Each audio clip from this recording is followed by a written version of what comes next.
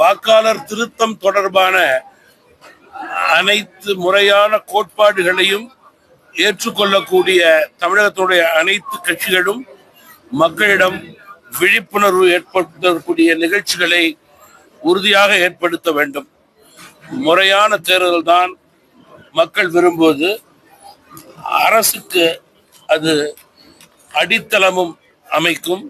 எனவே நல்ல அரசு, மக்கள் விரும்பும் அரசை ஏற்படுத்தக்கூடிய கண்டிப்பான நடவடிக்கைகளை தேர்தல் ஆணையம் இது போன்ற தொடர்ந்து எடுக்க வேண்டும்.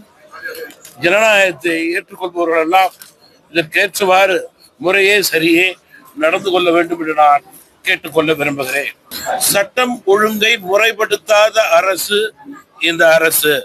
மாறாக சட்டம் ஒழுங்கு சீர்குலைந்த பிறகு நடவடிக்கை எடுத்தோம், கைது செய்தோம் என்று வேதனையான சூழலிலே பெருமை தேடிக்கொள்ளும் அரசாக இந்த அரசு இருக்கிறது. கோவையிலே நடந்த சம்பவம் தமிழகத்திற்கு மிகப்பெரிய அவமானம். அரசு விழித்துக் கொள்ளும் என்று மக்களுக்கு நம்பிக்கை இல்லை.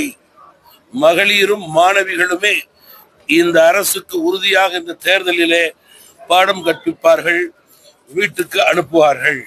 அடுத்த கட்சியிலே மாற்றான் கட்சியில் இருப்பவர்களை ஆளுங்கட்சி தேர்தல் நேரத்திலே குறிப்பாக பதவியில் இருப்பவர்களை அழைப்பது, இழுப்பது என்பது அந்த கட்சியினுடைய வெற்றி வாய்ப்பினுடைய பலவீனத்தை எடுத்து காட்டுகிறது.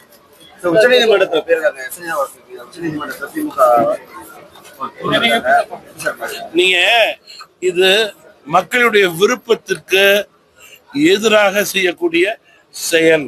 தேர்தல் முறையாக சரியாக நடக்க வேண்டும். அதற்கு தேர்தல் ஆணையம் அடித்தளம். இந்தி கூட்டணிக்கு ஒரு பழக்கம். வெல்லுகின்ற மாநிலத்திலே தேர்தல் ஆணையத்துடைய செயல்பாடு சரி, தோல்வி அடைகின்ற மாநிலங்களிலே தேர்தல் ஆணையத்தினுடைய செயல்பாடு தவறு என்று கூறுவது ஒருபோதும் ஏற்புடையது அல்ல. தமிழகத்தை போன்ற மாநிலத்திலே ஆட்சி மாற்றத்திற்கு மக்கள் தயாராக இருக்கிறார்கள். தேர்தல் முறையாக சரியாக நடைபெற வேண்டும். ஆட்சி பலம், அதிகார பலம், பணபலம் தேர்தலில் இருக்கக்கூடாது. இது நாட்டில் எந்த மாநிலத்திலும் இருக்கக்கூடாது என்பதற்காக தேர்தல் ஆணையம் சில முறையான சரியான கோட்பாடுகளை கொடுத்து கொண்டிருக்கும் போது அதை ஆளுகின்ற ஆட்சியாளர்களே தவிர்க்க நினைக்க வேண்டும், முடக்க நினைக்க வேண்டும் என்றால் அது தோல்வி பயத்தினுடைய உச்சம் என்று நான் குறிப்பிட விரும்புகிறேன்.